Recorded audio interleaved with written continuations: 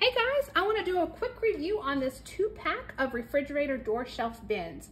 I recently broke one of my door shelves and all of the condiments ended up in the refrigerator. And very quickly, it was hard to add anything else because I was out of space. And so I have ordered the 2-pack. You can see here that it's made out of a clear resin. It's got the white trim, so it matches my refrigerator's aesthetics. They are super easy to install. All I've got to do is line it up with the little pegs here and push back, and then once it's on, just push down, make sure it's nice and sturdy. If I need to change the placement, I just simply lift up and pull out. So they are simple to remove.